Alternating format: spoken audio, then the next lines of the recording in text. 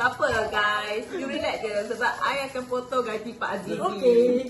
I akan hire a new cleaner. Mana yang bagi panas dekat baru? You kena naikkan gaji Pak Azizi. Okay? Wah! Wah, terima kasih. Wah, ini. Mesin rosak. Kenapa? Mesin rosak kau Tak tengok memang mana? macam tu. Dia memang rosak ke? Kau Mesin apa? rosak. Dah maksimum pun macam tu juga.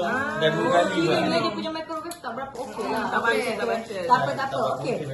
So untuk yang the last kita review ni, bagi saya dia punya rate saya bagi itu 7/10 lah. Oh, okey. Tapi antara 3 dessert ni, saya paling suka yang tadi. Rebel.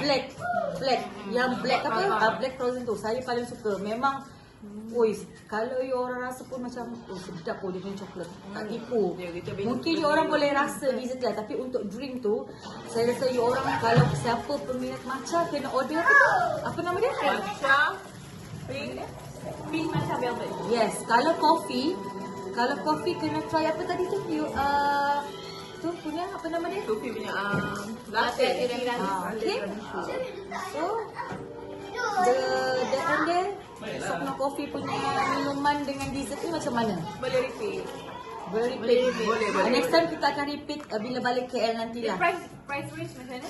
Kalau untuk price bagi saya, untuk minuman tu dia Dapat gitu. macam pricey sikit lah, tapi okey lah, boleh lah. Untuk Ya, dessert pricey ni, sikit lah. dia untuk Pricey. dessert ni dia kena lah dengan harga dia, betul tak? Okay? Ya. Okay. So, you orang macam mana? Ya, untuk price dia pricey sikit. Untuk rasa yang kita beli hari ni quite okay. Yang lain kita belum try lagi. Sebab dah habis. Banyak dah habis tadi. Sebab kita sampai pun tadi around 10 tak silap kan?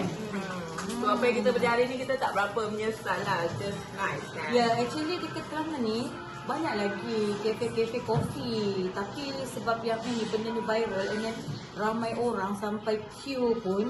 Sampai kita punya sesaran ni bawa 7 budak balik pergi toilet. Itu kisah benar ya. Betul. Ya. So jadi TMI. So the next time TMI kita kita akan review. review. Mungkin the next time kita bila akan datang Kelantan lagi, kita akan review tempat lain pula, kopi tempat lain. Yes. Kan? So jangan serik untuk Cafe. Lupa. stay So tune dengan kita overall hangus semua ni berapa total? hangus berapa? Berapa tadi receipt tadi? 104 ke? Dekat 150 lah. Macam tu, lebih kurang lah. Okay? Okay, tu je lah Total kita punya- minuman tu berapa banyak? minuman tadi 7. Kita beli 7. Dessert 3 lah. So jadi kita punya total hangus hari ni semua RM143 macam 10 sen. 143 10 sen lah. So you guys the next time boleh pergi ke Sokno Coffee untuk try and hero ikut selera lah macam mana. Okay? Okay, so kita akan kembali kepada next punya food hunting. Okay, bye. Wala-wala. Okay, Sim, stop. Aku nak tengok buka ni.